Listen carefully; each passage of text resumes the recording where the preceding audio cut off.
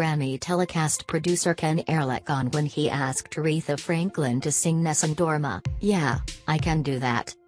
Queen of Soul Aretha Franklin, who died Thursday at age 76, delivered countless stunning television performances over her more than 60-year career, but one of them came later in life, her Grammy Awards rendition of Nessun Dorma in 1998. And it almost never happened. Luciano Pavarotti was supposed to sing the aria, but when he cancelled at the last minute, Franklin stepped up, and saved the day.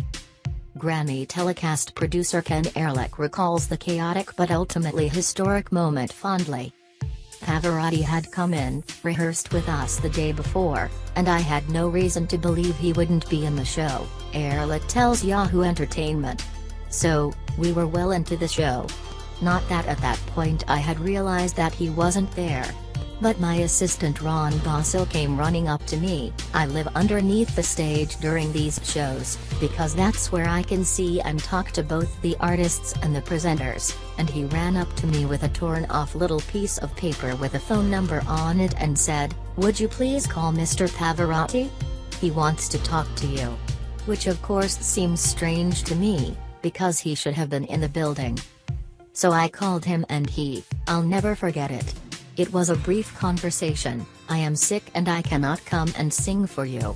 I will come and sing for your next year.' Which I said, to myself, not to him, 'That's great, but what the F am I going to do now?'"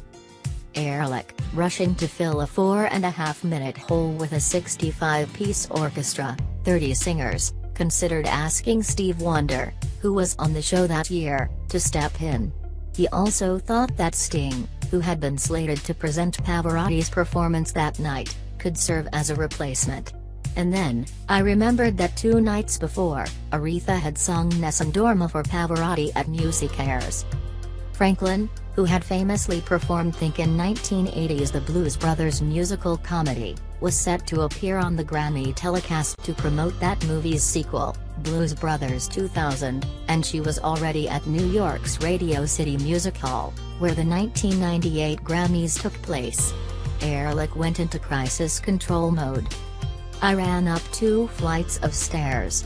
I grabbed Pavarotti producer, Phil Ramone, who had produced Musicares' Person of the Year gala that year.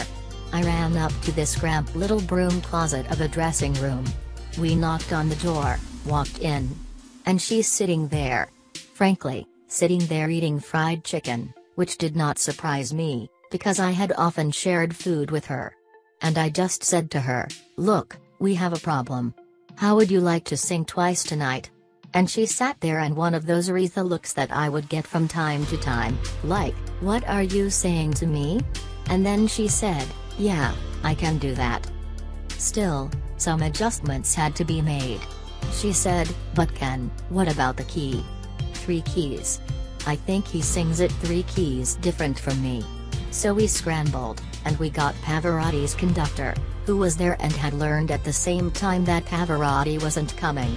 And we found a boombox. We always recorded rehearsals and things, but this was in the days of cassettes, you know. We put it on the counter in the dressing room. And she spent the next 45 minutes working with Pavarotti's conductor. We tested the key and she said, 'I can do it. It won't be easy, but I want to do this.'" Later, when Franklin saw the set with the massive orchestra ready to go, she told Ehrlich, "This is gonna be fun."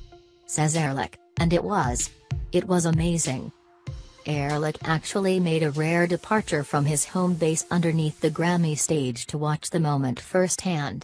"I stood at the side of the stage. I wanted to see the audience reaction when she finished," he explains. "And honestly, there was a stunned silence for a minute, and then all of a sudden, the applause erupted." Recalling the performance itself, Ehrlich marvels, "You can almost see it in her. When you watch video of the performance, she gains confidence during this number. I didn't realize that until I watched it a few times. She's not tentative, because Aretha's never tentative about anything, but as she sings the song, she just gets more and more confident in that. At the end, she Arethas the ending, and it's like, I now own this."